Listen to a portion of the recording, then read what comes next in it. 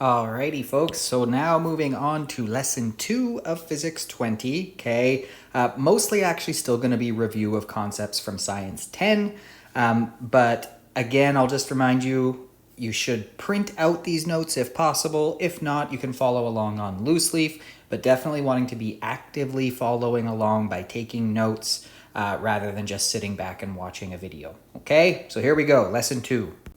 So we'll start out by reminding ourselves of something we touched on in the previous lesson, but really diving into it in this one here. And that's the concept of the average speed or the average velocity. So far, mostly when we've been talking about motion, right? We've been looking at true uniform motion for the most part, okay? So that's again a reminder where an object moves at one constant speed without ever changing how it is moving. So that includes direction, right? It's not getting faster or slower or changing direction. True uniform motion. Now, in reality, motion rarely happens this way here on Earth, right? I mean, like just think of a car trip or even a walk that you've taken recently. You would have started out, not moving when you first get in the car, and then you would have to speed up to the speed limit. You'd encounter different speed limits. Some places it's 50 kilometers per hour or 60, right? You'd have to stop at red lights, all of that. So you're not showing true uniform motion. You're kind of speeding up, slowing down, stopping, going again, right? Not truly moving at one constant speed the whole time.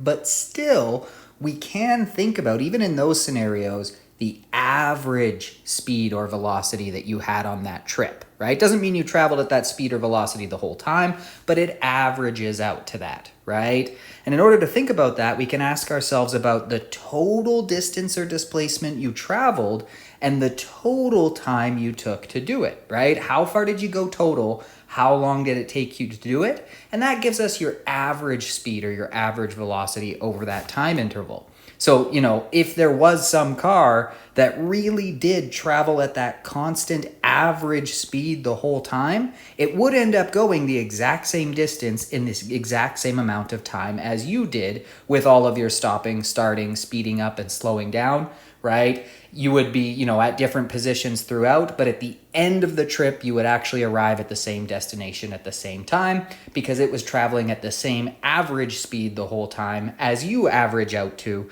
with all of your changes in speed. So these averages, they take into account the times where velocity or speed is varying. So we can still think of them in terms of v equals d over t, right? But we have to remember for an average, the displacement or the distance are the total trip displacement or distance, and t is the total elapsed time. So we've done an example like this before, but let's go ahead and really think about it now in terms of these average speed or velocity. So we've got Sal walking 140 meters east in 100 seconds, and then they walk 55 meters west in 61 seconds. We want to determine their average speed and their average velocity for this whole trip. Okay, now very important to note, always look for the units. We actually are being asked to do it in kilometers per hour.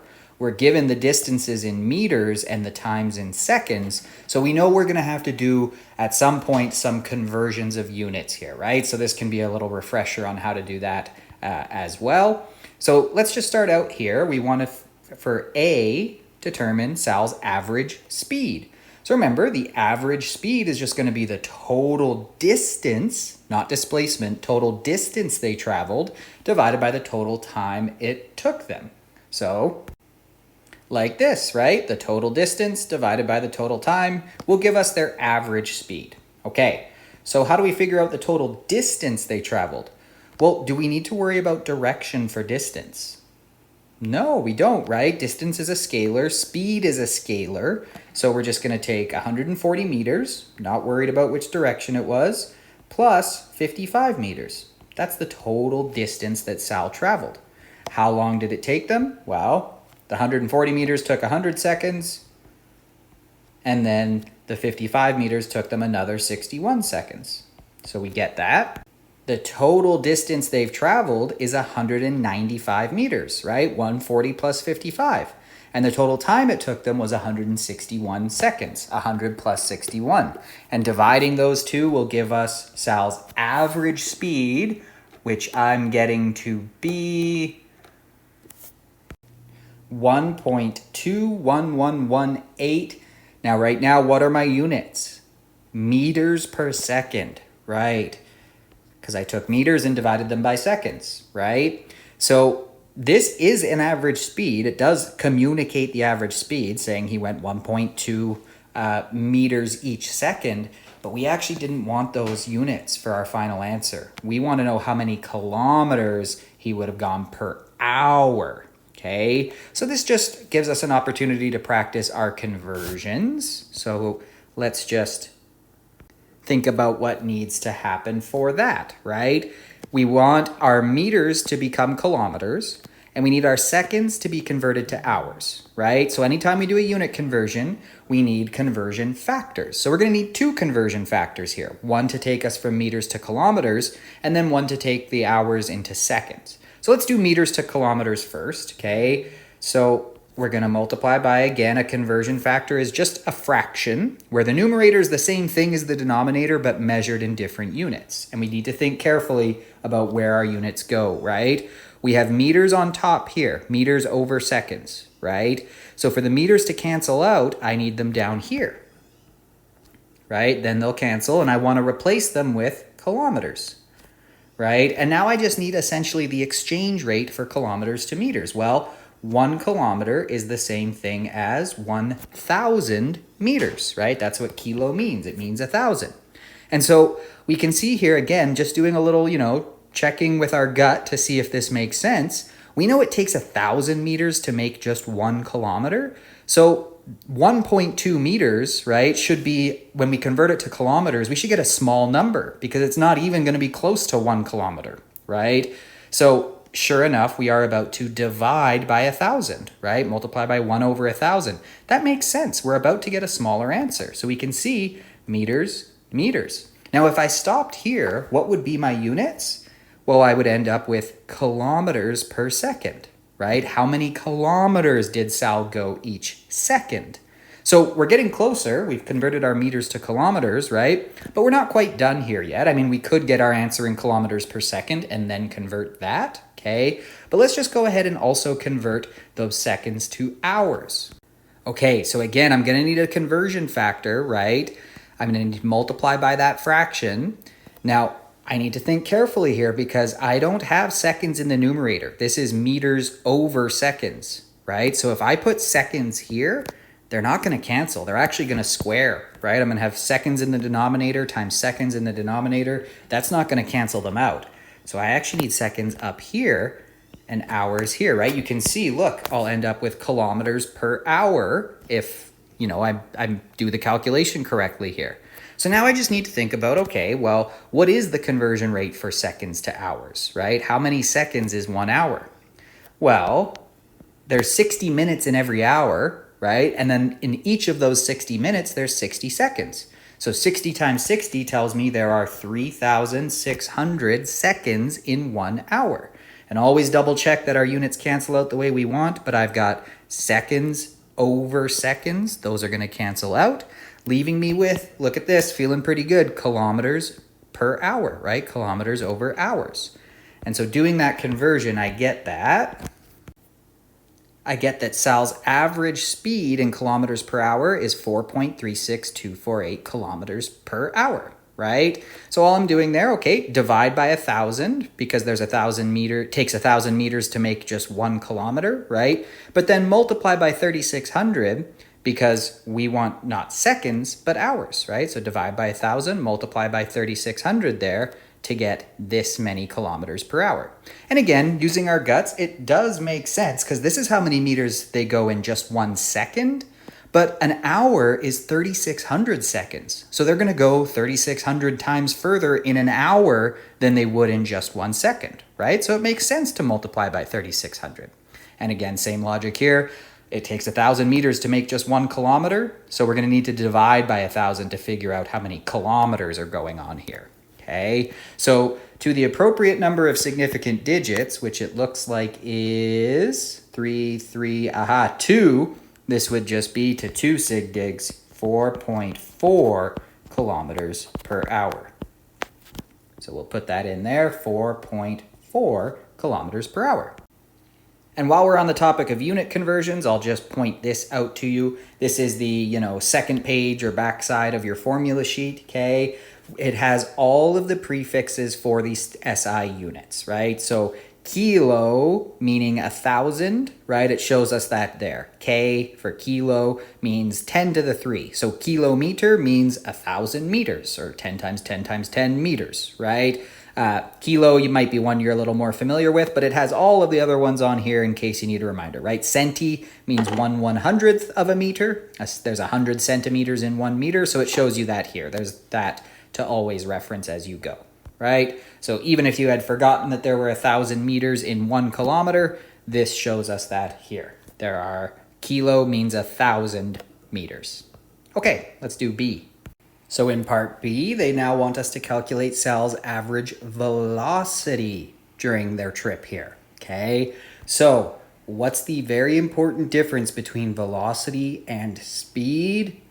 That's right, velocity is a vector, direction matters, right? It's not the rate at which distance changes, it's the rate at which displacement, another vector, changes, okay? So we need to be careful about direction here. I'm going to go ahead and define east as positive and west as negative. That's how I'm going to keep track that opposite directions are need opposite signs and can cancel each other out, right? That's how we can't get them to cancel out, is by giving them opposite signs. So now he walks 140 meters east. Well, I've defined that east as positive. So I'm going to put in 140 meters as I go to find his total displacement, okay? Then 55 meters west. Right? So I'm going to give that a negative because I've defined west as the negative direction here, right? These work against each other. He's undoing some of his eastward displacement when he turns back around and walks 55 meters west. Now, is time a vector? No, time is a scalar, right? Time doesn't really have a direction. That doesn't make sense. We wouldn't say this is east time, but this is west time, right? They're just time. They don't have a direction. So we don't need to change anything there. We're still just going to do 100 seconds plus 61 seconds, right? Okay, so now when we go to add and find the total displacement, notice we're doing 140 plus negative 55. So that's 140 minus 55 to give us 85 meters. Notice it's positive, so we know he ended up east of where he started still, which makes sense because he walked further east than he did back west, okay, over 161 seconds. Dividing those two on my calculator, that Sal's average velocity is 0.52795 meters per second. It's positive, so that means overall his average velocity was to the east. I mean, that makes sense because overall he did displace himself to the east, right? And again, this gets at that idea of the average. If you were to just start where Sal started and move east at this velocity, okay, even though Sal was doing other stuff, you would still get to the same endpoint in the same amount of time. You'd just be moving at this constant speed east. Sal would be going further east and then coming back west, but you'd get to the same finishing point at the same point in time. Okay, so again, they wanted this in kilometers per hour. We're going to need to convert. But it's the same process as before, right? There is 1 kilometer per every 1,000 meters, so we need to divide by 1,000. But then we don't want kilometers per second. We want kilometers in a whole hour, so multiply by 3,600 seconds per every hour, right? And we can double check that we did this correctly. Sure enough, meters over meters are going to cancel out, leaving me with kilometers. And then seconds over seconds are going to cancel out, leaving me with hours in that denominator. So overall, I'll have kilometers per hour, just like we wanted. And so I'm getting, when I divide by 1,000, multiply by 3,600, that Sal's average velocity, or at least the magnitude, the size of it, is this number, kilometers per hour. Okay, but this is a velocity, so this is not a complete answer because it needs a direction, right? So I got a positive result. What does that mean?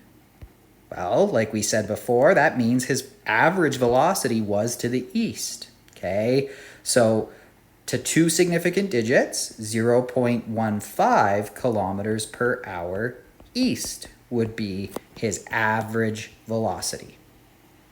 Just a note on showing work here. I know I really worked sideways, okay? That's mostly just because of the space I had to work with. Whenever, within reason, we should work down the page, lining up our equal signs. So that's a little bit of bad habit of me there, but it mostly just had to do with the space I had there. I should probably add some space in the notes. Okay, let's look at this next example. So it says that in a super sprint triathlon that has shorter distances, Martha swims 400 meters in 9 minutes, 10 kilometers in 35 minutes. Okay, so right away a little alarm in our head should be going off that, hang on, our units aren't the same here, right? And then runs 25 kilometers in 20 minutes. Okay. Later in the year, she does a sprint triathlon that has longer distances, 750 meters in 17 minutes, 20 kilometers in 60 minutes, and 5 kilometers in 55 minutes. In which of the two triathlons did Martha have the greater average speed? Okay, well, we know to get average speed, we just need to take the total distance traveled and divide by the total time it took. So if we can do that for these two different triathlons, we can find the greatest average speed. Okay, now, I'm going to choose here, again, we want to, before we do anything, we can't add 400 meters to 10 kilometers, right? At least not with those units. Because that doesn't make sense. We're going to get 410, but 410 what? Meters or kilometers, right? And we know that doesn't make any sense anyway, because 10 kilometers on its own is 10,000 meters, right? So we can't just add these two numbers and call it a day. First, we have to get them so that these distances are being measured in the same way. Now, I'm going to choose to just get everything into standard units here, base units, which would be meters. Okay, so I'm going to take these 10 kilometers and these 2.5 kilometers and just turn them into meters.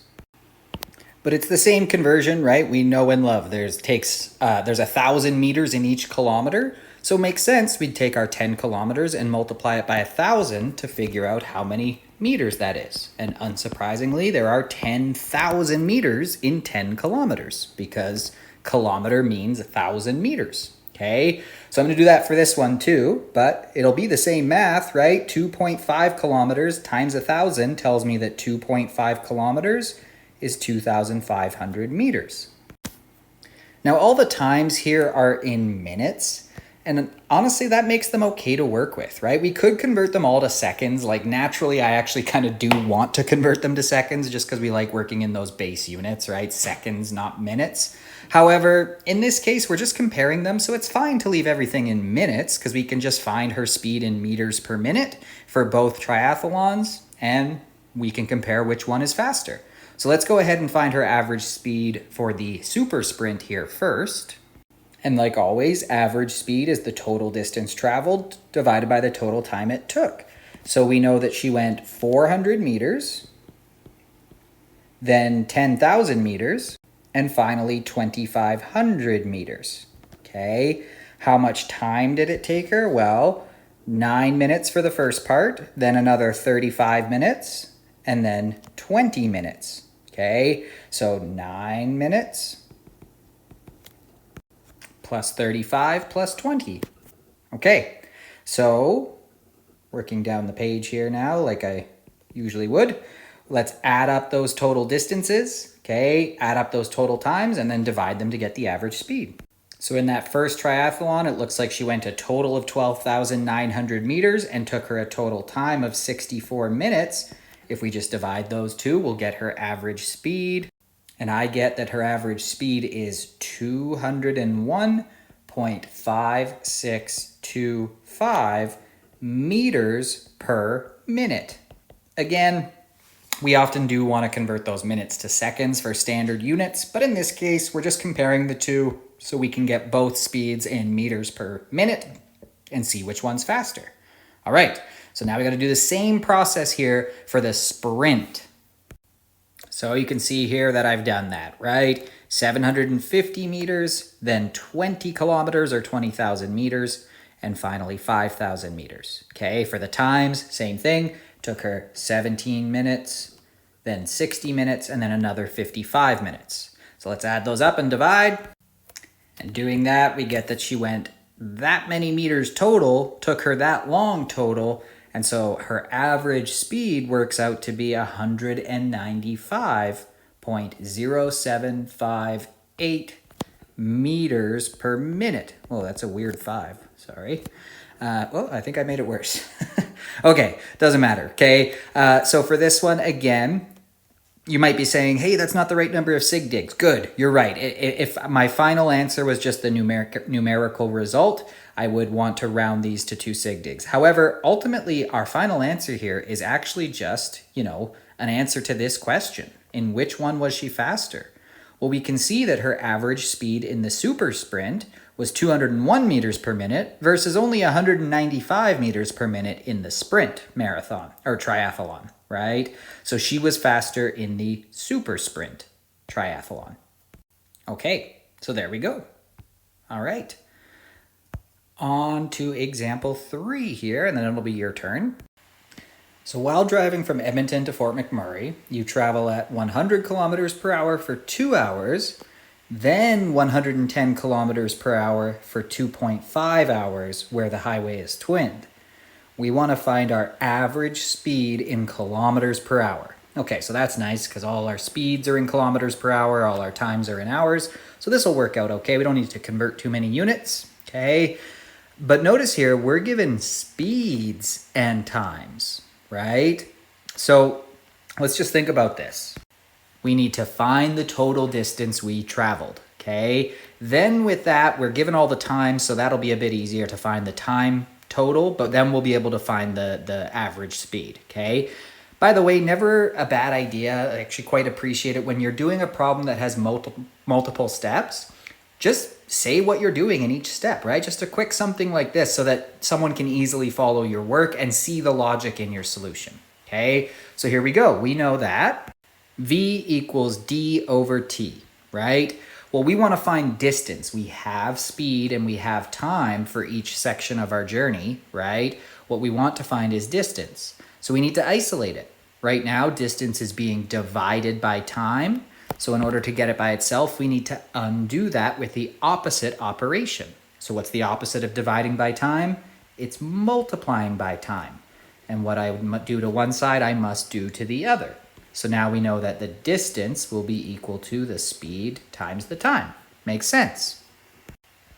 So we have 2 sections of our trip to do this calculation for. We need to find those 2 distances. So I've just done some color coding here, okay? So D1, we can call it, will be equal to our speed, 100 kilometers per hour, and how long we went that fast, which was 2 hours.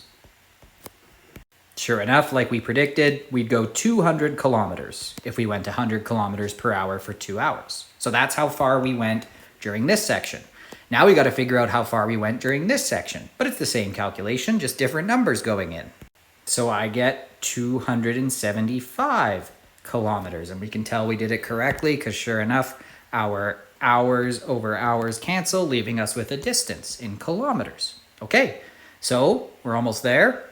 Our total distance is just going to be the result of adding these 2, right? We went 200 kilometers and then another 275 kilometers. So in total, they went 475 kilometers, okay? So step 2 now, we need to take that total distance divided by the total time to find the average speed. We've just found the total distance to be 475 kilometers. And the total time, well, first it took us 2 hours, then we did another 2.5 hours. So 2 plus 2.5 or 4.5 hours. Okay, divide those 2. And we get this as the raw answer for the average speed, right? So something I want to point out here, a common student mistake with these sometimes is to say, oh, I got 2 speeds, right? So add them up and divide by 2 or find the midpoint between those 2 and that will be my average speed, right? But that's not necessarily the case, right? Because you were going this faster speed for longer, right? So that's going to bring up your average speed a little bit. It's not just about having 2 different speeds and finding the average of those 2. We have to figure out the total distance and the total time. Now, this isn't quite a final answer because I need to check for things like significant digits. And sure enough, I need 3 here. So my average speed is going to be 100 and, careful, should I leave that as a 5? No, it's followed by a 5, so I need to round that up to 106 kilometers per hour. So on Smarter Marks or on a Scantron, we would start in the left box, 106 kilometers per hour, right? And it's okay that we don't need all 4 boxes. We just leave the last one blank. All right, so now it's time to pause the video, right, and try out one from your assigned practice problems for this lesson, okay? So go ahead, pause, try this out, compare your answer here, and then when you're finished with that, okay, again, if you're not sure about it, you need to ask for some help, make sure you do that, book a meeting maybe, okay? But go ahead and pause and take a little break from my voice and try this one out before we move on to a review of graphical analysis. All right, so graphical analysis, as the name suggests, it's all about being able to analyze a graph, right? Interpreting the information that's being shown to you and then potentially doing some calculations or things like that. But at its core, it's all about reading information when that information is represented with a graph. Super important skill in physics and in the other sciences and in math and all kinds of places, okay? So honestly, I find a lot of times students, at first at least, tend to overcomplicate graphical analysis, right? Keep in mind that all a graph is doing is showing you information and the relationship between two variables, right? So it's just a visual way of representing, in this case, how displacement on the y-axis changes when time changes on the x-axis here, right? So before I jump into analyzing this graph that we're asked to do here, let's just do a quick recap of the information on a graph, where it goes, kind of the conventions we use. So first up is the title. So every graph in physics is going to have the same format for its title, okay? You don't get very creative with the titles. That's on purpose because we want to be very clear about what we're communicating, okay? So it always is going to follow this format. Y as a function of X.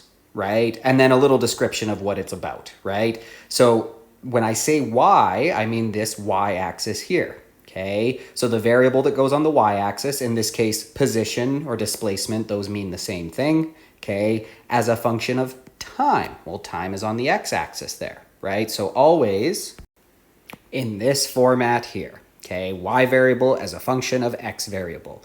That as a function of, what that means is, right, the y variable depends on the x variable, right? So in this case, it's showing us the position of our object depends on how long it's been moving for, right? Now that order is important. You can't flip these around because as a function of means it depends on. Y depends on x, not the other way around.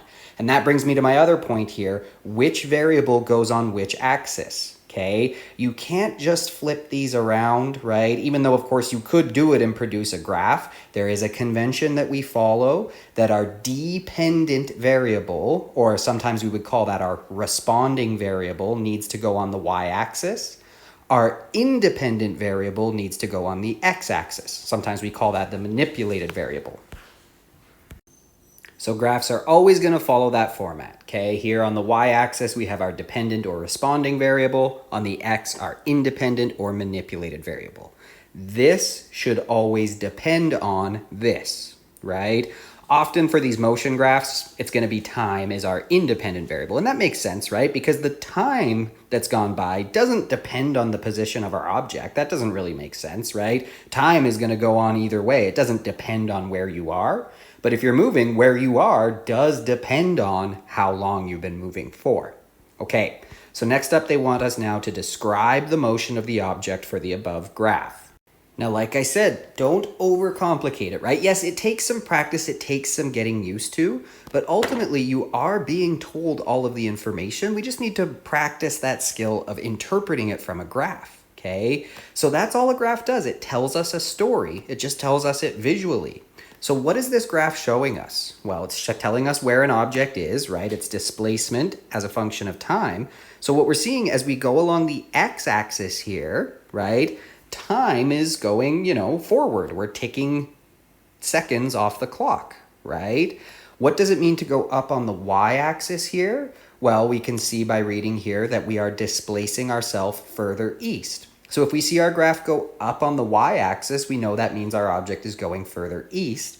If we see the graph line go right on the x-axis, we know that time is going forward, which time always does, right? So if we take a look here, okay, what's this saying? Well, we can see it started at 0, 0, right? So it started at a position of 0 meters east when 0 seconds had gone by, 0, 0, right?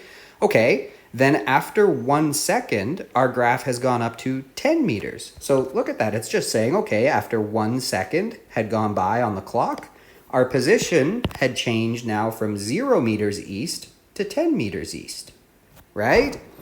And then from there, another second went by. Once one more second goes by, where does it go? Well, now it goes from being 10 meters east to 20 meters east. So it's now gone, well, another 10 meters east, right, to get to a total of 20 meters east of where it started.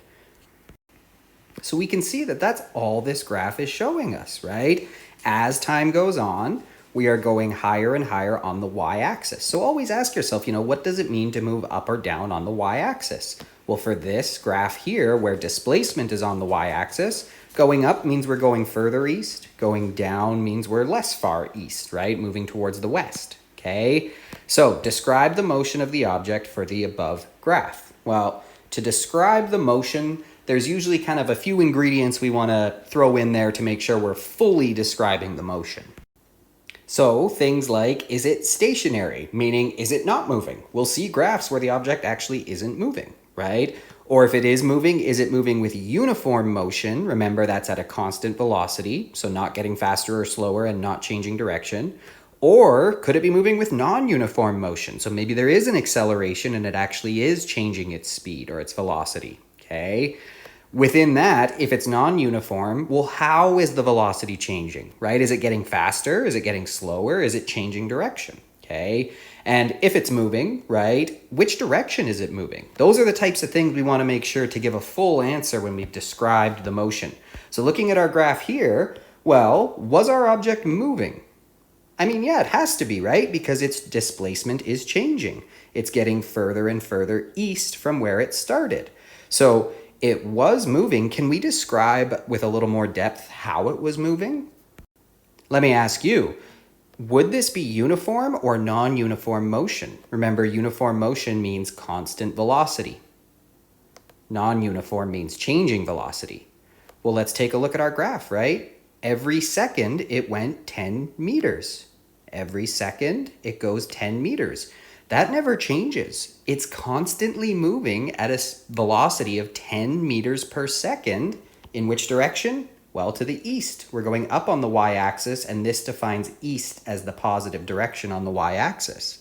So I would say this is moving with uniform motion at a constant velocity of, well, what is its velocity? 10 meters per second to the east, right? Each second it goes 10 meters further east. That never changes. And there we go. We've fully described its motion. Uniform motion at a constant velocity of 10 meters per second to the east. Great. So just to visualize that connection here, let's take a look at this thing again, okay? So I'm going to let a scenario play out. We can see our guy is moving, looks like uniform motion, not speeding up, not slowing down, not changing direction, okay? And now I'm gonna bring the graph into it, okay? So this graph shows us exactly what we just saw, right? That's all a graph does. It communicates the information, the relationship between the two variables. So on our y-axis there, you can see they've got the position or displacement, it's just another word for displacement.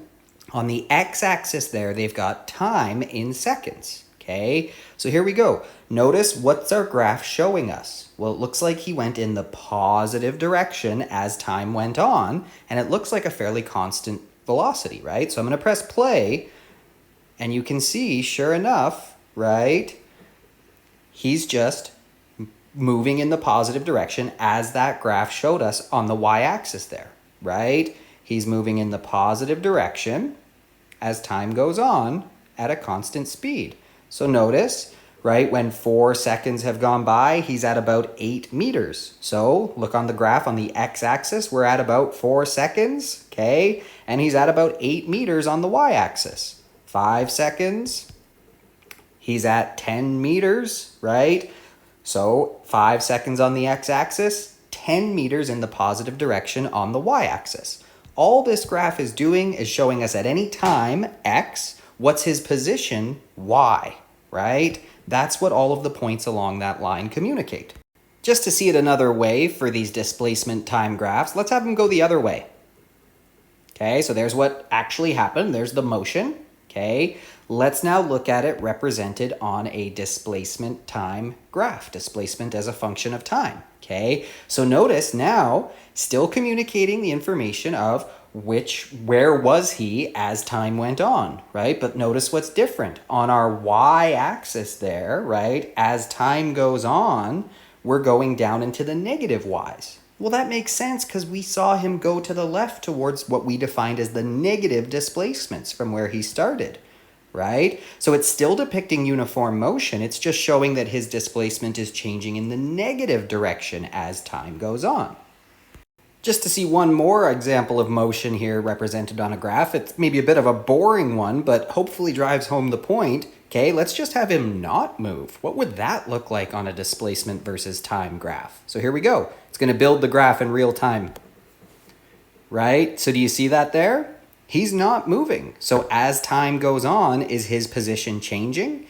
No, he started at 0. He stays at 0, right? And so our y-axis value of our graph doesn't change as the x-axis value goes on, as time goes on, right? So we just get a flat line at y equals 0.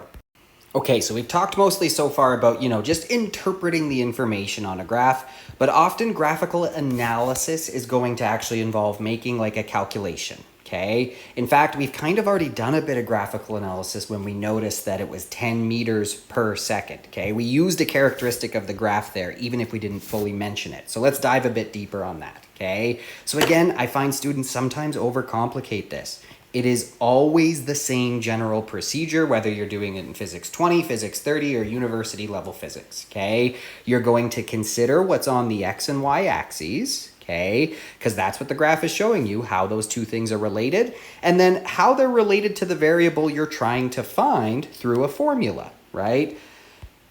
Write down that formula and manipulate it for what you're trying to find. Just like you would do if you were doing an algebraic purely calculation question, right? It's the same process. You're given the information on the y and x axis, okay? You're given those variables, right? You're just given them as a graph. So what are you trying to find? That's your required variable, right?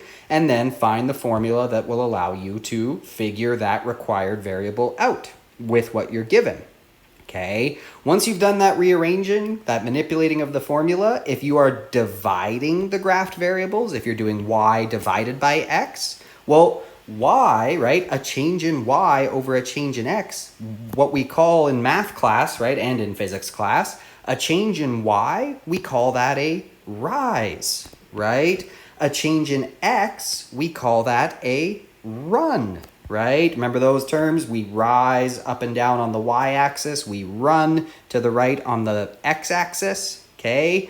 So that's a rise over a run if we're doing change in y over change in x. Rise over run, that's what we call slope, right? So if you want to find how, the variable you want to find has you dividing the y by the x, then really you just need to find the slope in order to find the variable you're looking for, right?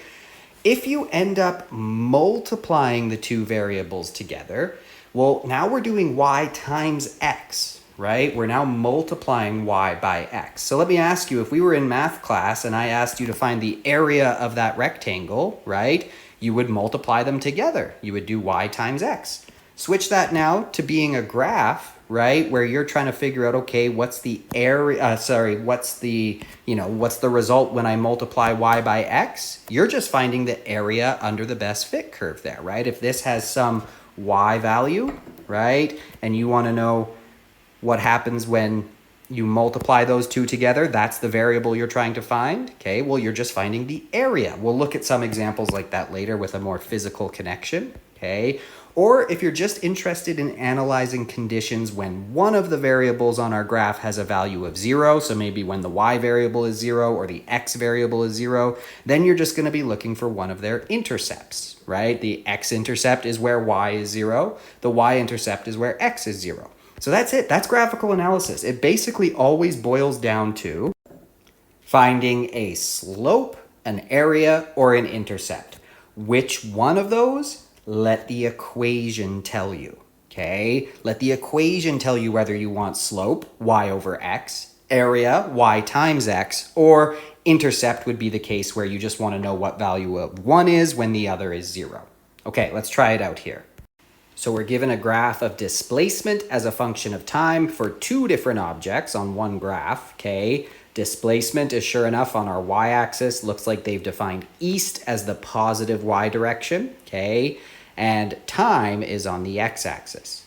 So before you do anything with graphical analysis, I always tell students, make sure you understand what it means because we won't always just have displacement on the y-axis. So make sure you understand what it actually means to move up or down on the y-axis, right? In this case, it is a displacement time graph. So going up on the y-axis, that means our displacement is getting further to the east. Our position is changing to the east, right? Going down on the y-axis would mean we're getting less east, right? Moving to the west. We're moving away from east, okay? So always understand, because later we'll see velocity time graphs, and then that tells us something different. The y-axis represents a different variable, okay?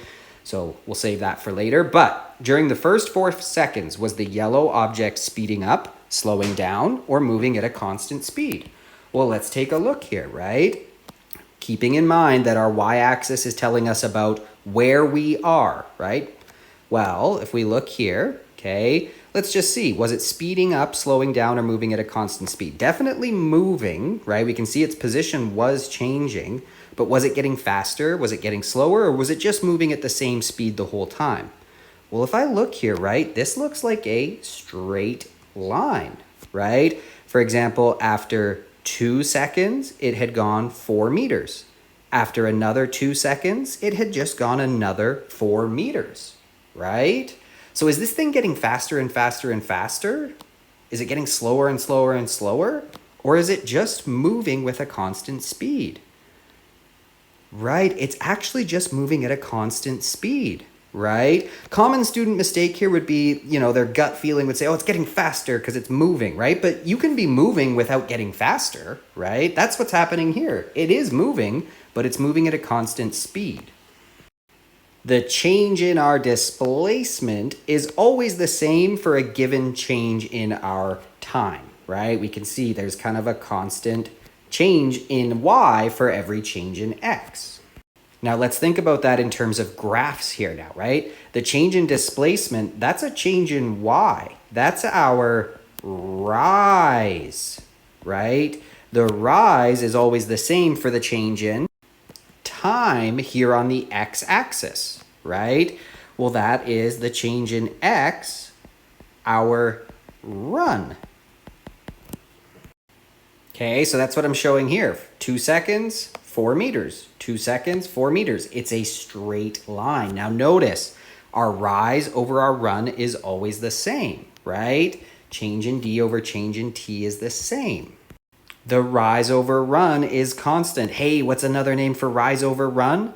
This has a constant slope. Okay, now we'll hold that idea in your head. This constant slope is showing us the constant velocity of this object for this displacement time graph, okay? Because now we're gonna really jump in and do that graphical analysis piece, and we just noticed something helpful for that. So it asks us, for the first 4 seconds, which object was traveling faster? So up until this moment, which object was traveling faster? Then find its speed using graphical analysis. So that means there's certain things we're expected to show in our work to indicate that we've used graphical analysis and to communicate that properly. But first things first, which object was traveling faster, yellow or green? Well, let's look at yellow. After 2 seconds, yellow had gone 4 meters to the east, right? After 2 seconds, our green object, holy, it was already almost at 10 meters, right? So which object was faster? The green one. Now, they want us to find its speed during this time using graphical analysis. So here's what we're going to do for every graphical analysis where we need to find some unknown variable, okay? We look at what's on the y and the x-axes, in this case, displacement and time, and we are given those. Those are given values. They're just given to us on a graph instead of just as numbers in a question, okay? So we are given d and t. We want to know v, the speed, right? So like we always would, we would say, okay, I have d, I have t, I want v. Go to our formula sheet and we see that, aha, v is equal to the change in distance over the change in time. Okay, these are all the mandatory steps for showing your work for graphical analysis, okay? Now, we look at this and we compare to the graph. Well, a change in d, that's a change in our y-axis variable.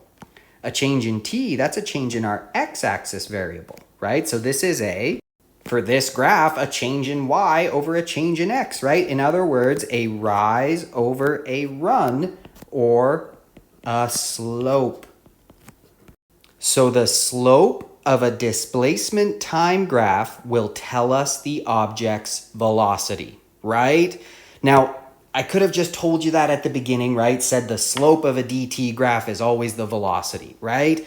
However, I wanted to build up that connection there, right? To understand why that's the case. So slope of a displacement time graph is the velocity, not just because, right? But because of this, right? Rise over run for a displacement time graph is, well, d over t, which we know is the velocity, right? And that's the idea behind graphical analysis. The formula tells you whether you're interested in the slope, area, or intercept, because the slope of a dt graph, slope is just a rate of change, right? How does y change with respect to x? In this case, how does displacement change with respect to time? That's just the velocity. That's the definition of the velocity. Okay, so now we just have to actually go find our rise and our run for the green graph so we can calculate its slope and therefore its velocity. So I like to show my work directly on the graph for these, right? We need to find the rise, we need to find the run. So if we can pick any two good points on here, we can find the rise, how much y changed between those 2 points, and the run, how much x changed between those 2 points. So general advice, look for good points where you don't have to estimate, meaning they go right through the intersection of the grid, right? Like that looks like a really good point. We could use that one. Let's go ahead and use that point and figure out, since it starts at 0, 0 there, we can say, okay, well, to go from this point to this point, how much did it run? It looks like it ran 1 second, right? From 0 seconds to 1 second. Right? Final minus initial, 1 second minus 0 seconds. Okay, how much did it rise while doing that? That's our change in displacement. Well, the rise, it finished at 5 meters east. It started at 0, so final minus initial to figure out how much it changed by, 5 meters minus 0 meters. Our rise is 5 meters, right? And look at that. There's even a clue in our units of what the slope of this graph would represent. Meters over seconds would be rise over run. Meters per second, that's a speed or a velocity. Okay, so now that we've got our rise and our run, we're ready to calculate the speed. So we know that it will be the rise of this graph, so 5 meters, over its run while going through that 5 meter rise, which was 1 second, right? In order to rise 5 meters, it had to run 1 second, and sure enough, our speed is 5 meters per second, right? Notice that's just the slope of the graph, okay? The slope is 5 meters per second. Runs 1, rises 5. Runs 1, rises 5. We also could have said it runs 2 and rises 10, right? 10 divided by 2 would give us the same speed, the same slope. Well, we know it should because it has a constant slope. This thing's slope never changes. And one thing I did forget here as well, positive 5 meters per second. Well, our graph tells us that a positive here means east, right? East. They've defined east as the positive direction. Oh, I guess it said speed, so I didn't actually need to include a direction. Oops. Okay, but this next one, they want velocity, so we are going to need to include a direction. So find the return velocity of the object that returned to its starting position. So first things first, which one returned to its starting position, green or yellow? Well, from what we can see here, yellow, right? Because ask yourself, what does it mean in terms of your displacement? If you got back to your starting position, what's your final displacement?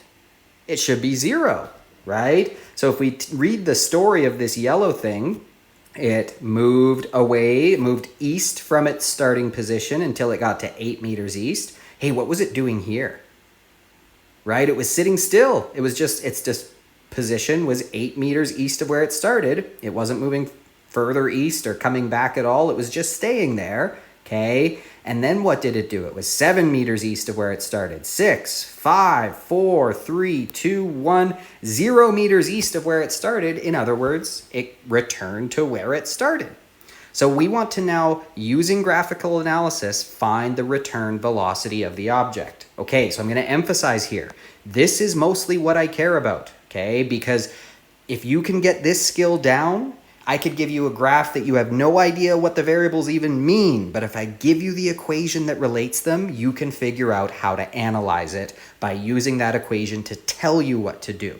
So once again, going to run through the motions here. We have a graph with displacement as a function of time, right? Displacement on y, time on x. We want to know the object's velocity. So we want v, we have d and t. What formula does that make you think of? This one. So we write it down. And now we compare this to our graph, right? What are we doing with y and x now that we've isolated the variable that's required? V, okay? Well, we're dividing a change in y by a change in x, right? That is, a change in y is a rise, a change in x is a run. So we now know that we want to find the slope. That is the important skill. I know it seems, we've only done one type of graphical analysis so far. We're going to do a lot more. This is the important skill. Relate the characteristic of the graph, in this case the slope, to the variable through an equation, right? This is if you take nothing else away from this, take this process away from what it means to do graphical analysis. Okay, so now in order to find a slope, we need a rise and a run. So we want to find the return velocity. So what was its velocity during this part of its trip? Well, we need a rise and a run. Let's just pick two good, easy points that we can see. In fact, I think that one will work fine and that one will work fine, right? We could also have used this point here, but let's mix it up a bit. Okay, so how much did it run to get from there to there? Right? How much did x or time change by? Well, that much, right? I mean, we can see that's 2 seconds, but we can also show it as final minus initial. 10 seconds is where it ended up, starting from 8 seconds, so our run is 2 seconds. What about our rise as the graph went from this point to this point? Well, it started at 8, ended up at 0. Now be careful. Going from 8 to 0, is that a change of 8? I mean, sort of. It's a change of -8, right? Remember, a rise can be negative, a slope can be negative. This is a negative slope. It falls to the right. So that's where it can be helpful to always remember that a change is final minus initial, right? It started at a position of +8, ended at a position of 0. So its rise was 0 meters minus 8 meters. Where it ended minus where it started gives us the change. So our rise here is actually -8 meters, which makes sense, right? Because it did move 8 meters away from the positive direction, right? Positive would be going further east. It didn't go further east. It came back towards the west, back to where it started. So our rise is -8 meters. So now for calculating our velocity, we're going to take our rise, which is -8 meters, and divide it by our run, which is +2 seconds. Okay, to get that the velocity is -4 meters per second. Okay, so now we can interpret that negative because we do know what our positive direction is, right? Positive would be it was moving to the east. If we got a negative, what direction does that mean? You got it. 4 meters per second to the west. Okay.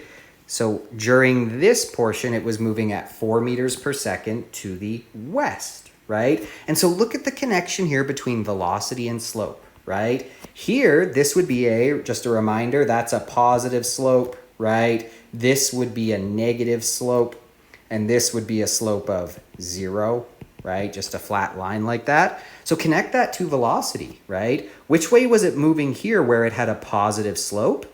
Well, it was moving to the east. So that's a positive velocity, right? Hey, what's the slope here? 0. How fast was it moving here? 0 meters per second. It wasn't moving, right? Here, okay, what kind of slope is this? Positive or negative? Right, that's a negative slope. And which direction was it moving here? Which way was its velocity? To the west, the negative direction, right? So the slope of a displacement time graph will give us the velocity, but I don't want you to necessarily just memorize that fact. Hopefully you can understand how it comes from this, right? Velocity is just how distance changes with respect to time, right? D over t. Well, if our graph has d on the y-axis and t on the x-axis, then velocity is just a rise over a run. And therefore, the slope of a graph is directly telling us that object's velocity. The slope of a displacement time graph, I should say. Okay, now, don't get, too hyper-focused on dt graphs, because sometimes students will go, okay, got it, I'm just going to remember that slope is velocity, but they don't pay attention to sometimes we have velocity time graphs. Let's take a look at those next. So before we get into this example, let's think this through, right? Remember, what did I say? Very, very first thing you should do, get your bearings, think about what you're being told about with the graph, right? And one of the most important things there is what does it mean for our y-axis value to change? Well, so far we've looked at displacement time graphs. And so a change in y meant a change in our displacement, right? If we go up on the y-axis, it means we're moving further away from where we were. If we go down, it means we're getting closer to where we started, right? So it's all just about the y value of any point tells you where you are. Totally different situation here, right? I mean, it's not. We're still going to be graphing the same motions, okay? But what our y-axis is telling us is now not where are we, but how fast are we moving, right? So now, here, if we had a y value of 5, it means we're 5 meters in the positive direction from where we started. That's where we are, right? Now, if we have a y value of 5 on a velocity time graph, it's telling us we're moving at 5 meters per second, right? Not saying where we are, how fast we're moving. Let's take a look at it on the animation. Okay, so here I've got the same guy. Now, I haven't pressed play yet, so time isn't running. But notice, look on the left here. We've got a dt graph, the position time graph, okay? And then the velocity time graph. Notice I've set his velocity to a constant 5 meters per second. So I'm just going to press play here. We're going to watch what happens. Aha. Okay, so look, two graphs both describing the same thing, but in terms of a different variable. On top there in blue, we have how did his position change as time went on? Well, because he was moving at a constant velocity, we see a constant slope there. He moved in the positive direction, so it's a constant positive slope, right? Every time 1 second went by, he went 5 meters. Okay, I'm just going to zoom in here so 1 second is shown.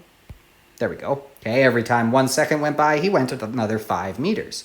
Now, switch your brain to think about velocity in terms of time, right? If we play that back, okay, how did his velocity change as time went on?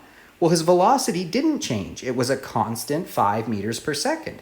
So notice that's what we see on our velocity time graph, right? It stays constant at 5 meters per second, right? Two different graphs because they're describing this motion in terms of two different variables. One is showing us on top where he was as time went on. The other one on bottom in red is showing us how fast he was going as time went on.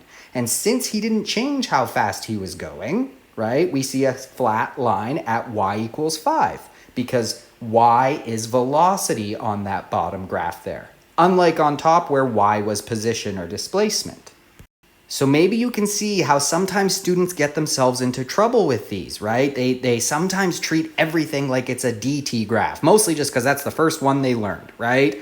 So sometimes the most common mistake I would see with that bottom graph, if I asked a student to describe the motion for that bottom velocity graph, is they would say, oh, I remember this, that's not moving, right?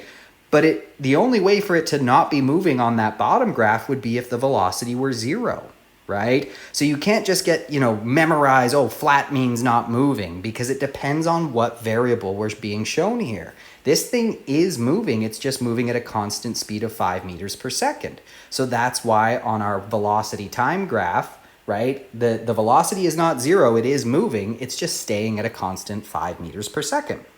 So let's apply this here, thinking carefully about the difference between what we're showing on a dt and a vt graph, okay? So it just says sketch, so that just means we don't have to, be as fancy. We can just get away with saying d and t. We don't need the full title and all that. We're just trying to show the shape of the graphs. Okay, so John and Tom each run east at a constant speed, but John is faster. So I'm going to make east my positive direction to show that, right? I just define that as east, right? Displacement east, that means positive is to the east, negative is to the west. So if John and Tom each run east at a constant speed, what's that going to look like on a displacement time graph? Well, what can we say about the slope? If they have a constant speed, what does that mean for the slope of this graph? It should be constant, right? We shouldn't get something that's getting curved steeper and steeper or less steep and less steep. It should just be a constant, in this case, positive slope since they're going to the east. Now, if John is faster, how does his slope compare to Tom's? Right, he should have a larger or a steeper slope. So we're just sketching here, but I would use a ruler and draw a straight line to show John, right? And then for Tom, he's also moving to the east. As time goes on, he's moving to the east, but he's not doing it as quickly, right? Now we can just kind of do a quick check and say, yeah, okay, after, 1 second, John had gone further than Tom, right? And as time went on, they both moved to the east, and they did it at a constant speed. Constant positive slope means a constant positive velocity for a displacement time graph. Now for the VT graph, remember to think carefully about what our y-axis now represents. Over here, this meant they were getting to a position that was further east, right? This is a position that's further east than this one. That's not what this means now. This now means we're getting faster and faster, right? They are moving with a greater velocity, okay? So it's not talking about where they are, it's talking about how fast they're moving. So if John and Tom each run at a constant speed, okay? Constant speed, so should their velocity be changing like that or like that?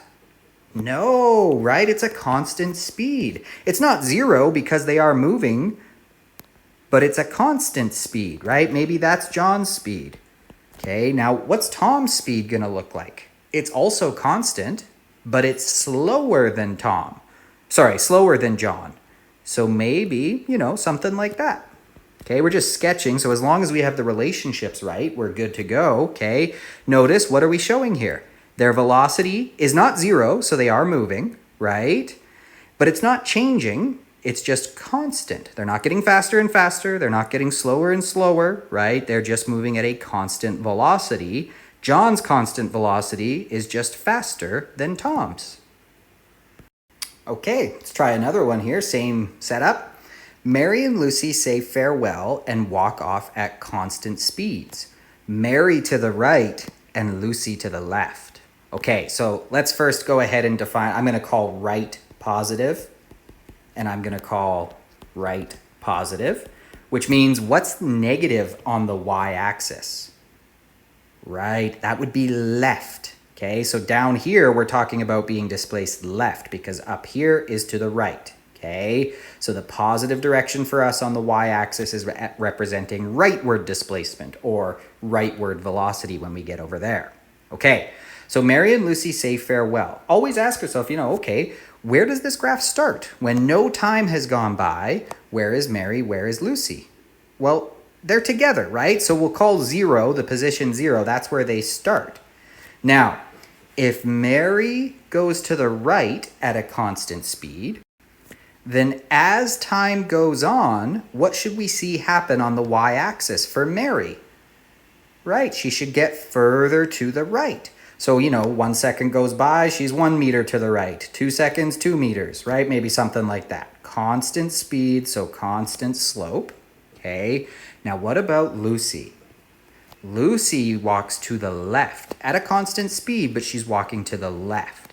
Do you want to know the most common mistake I see students make on ones like this? I'll show you. This is incorrect. The most common thing I see students do that's incorrect is this, right? Now, hang on a second. Let's stop and think about why that is wrong, right? What students I think are doing here are thinking, aha, to the right, aha, to the left, right? But you're mixing up what's on each axis. Left and right here, that's x-axis. That's talking about time, right? What this is now saying is that Lucy went off in the negative time direction. That doesn't make sense, right? Or if we read it this way, Lucy was over here, she came over here, got closer and closer to what we called 0, and then Lucy disappears and Mary starts doing this, right? Remember, left and right, those are actually being described, those are displacements. Right is this way, right? Left is this way. A positive displacement on the y-axis, a negative displacement on the y-axis. So that is incorrect, right? That doesn't make sense. Negative time, right? As time goes on, Lucy's displacement is just getting further and further to the left in the negative direction. So 1 second goes by, she's 1 meter to the left of where she started. 2 seconds go by, 2 meters to the left, 3 seconds, etc. So Lucy's dt graph is going to look something like that. And now we can see this graph is telling the right story, right? You can always check your work that way. Is this saying what I wanted it to? So as time goes on, Mary's displacement on the y-axis got further and further in the positive direction, right? Further and further in the positive y direction, which represents right. Lucy's got further and further in the negative y direction, which for us represents a displacement to the left. Okay, let's try this for a velocity time graph now. So Mary is moving at a constant velocity to the right. So once again, remember, this is now talking about how fast they're moving, not where they are, right? That's what our y-axis represents now. So does she have a velocity? Yes. Is it changing? No, right? She has a positive, constant velocity. She is moving, she's just not changing how she's moving. Okay, now Lucy was moving to the left, right? So she should have a constant negative velocity, right? Yes, moving, yes, in the negative direction, but not getting faster and not getting slower, right? A constant positive velocity for Mary, a constant negative velocity for Lucy. Two graphs telling the same story, just with different variables. And once again, notice that slope connection, right? How could you describe this slope? Well, it's a constant slope, it's not changing, and it's positive, right? Look at her velocity. It's constant and it's positive, right? Okay, Lucy, constant negative slope, constant negative velocity, right? We know that the slope of a dt graph represents that object's velocity, and we're seeing that connection once again here. Alrighty, last example for this lesson.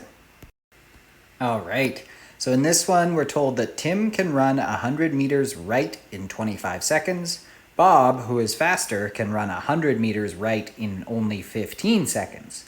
At the start of the race, Bob waits 5 seconds to give Tim a head start.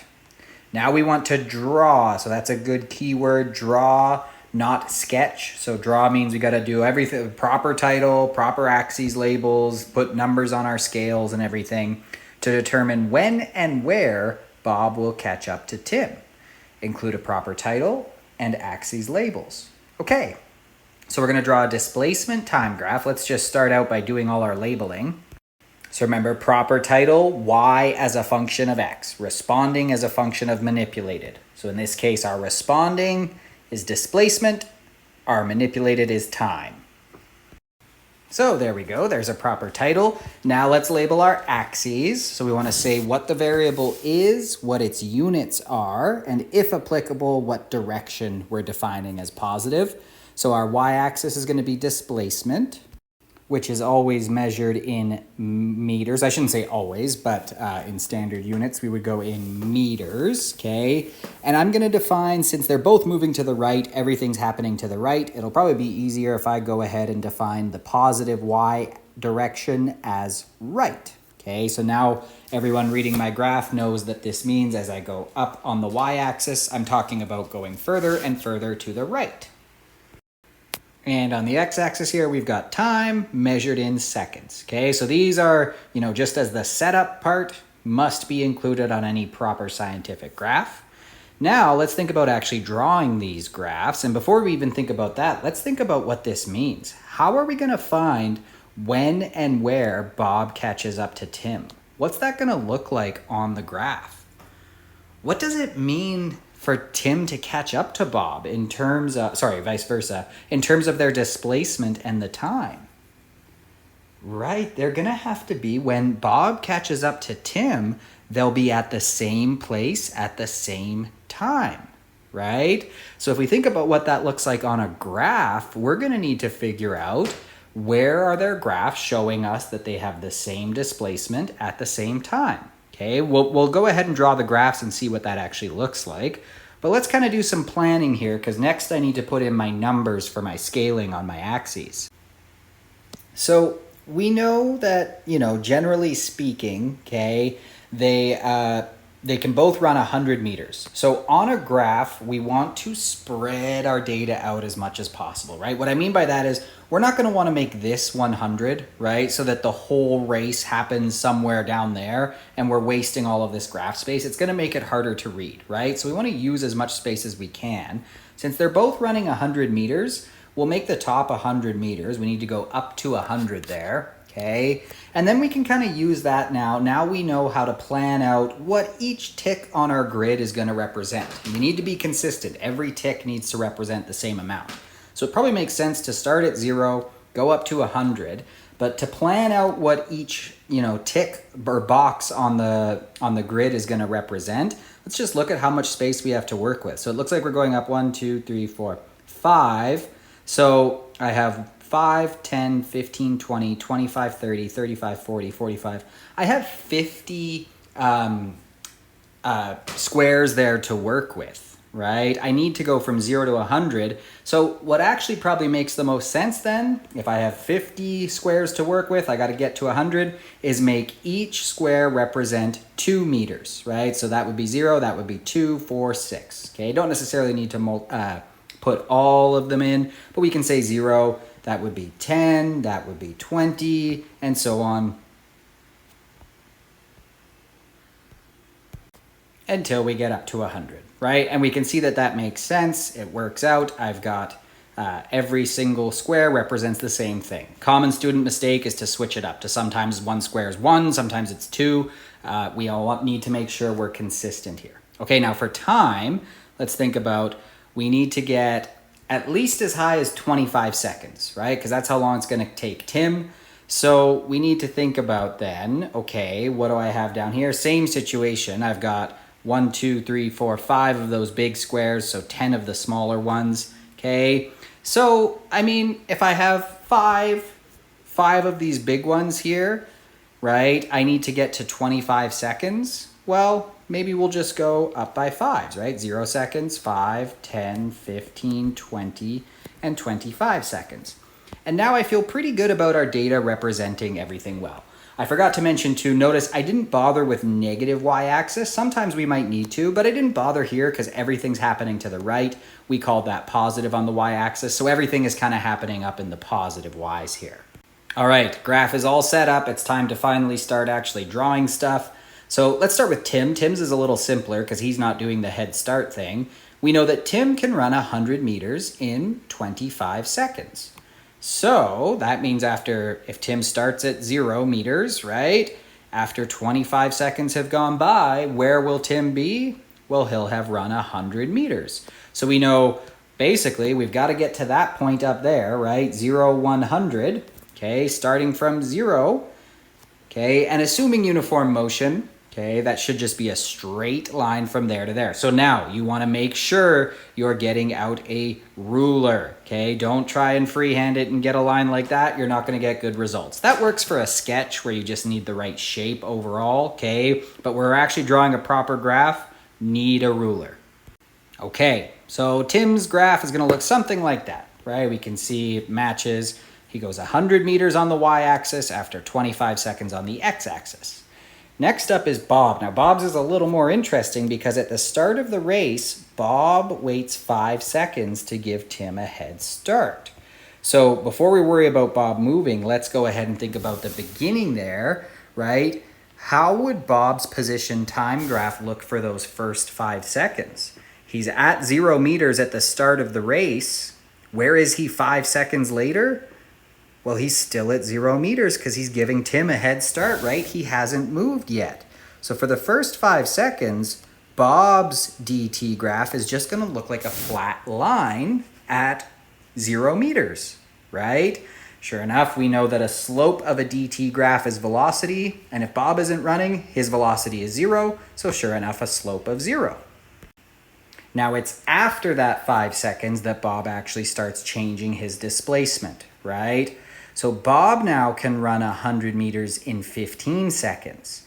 So it's been 5 seconds. After another 15 seconds, so 5, 10, 15 seconds will happen after 20 total seconds have gone by.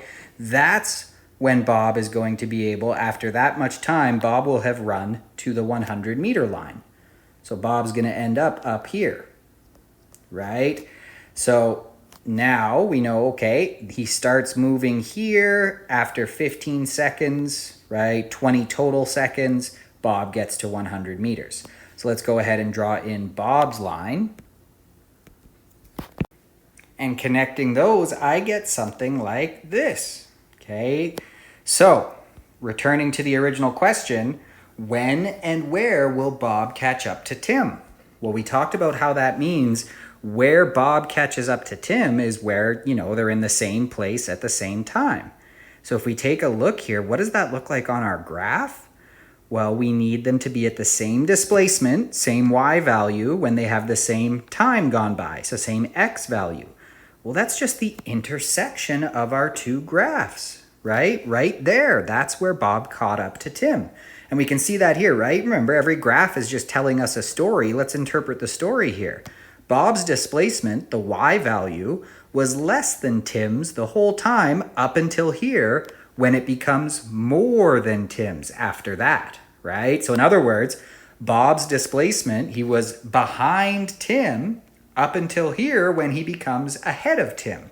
So let's go ahead and interpret this. When will Bob catch up to Tim? Well, reading it off the x-axis where time is, looks like it's halfway between 10 and 15 or 12.5 seconds, right?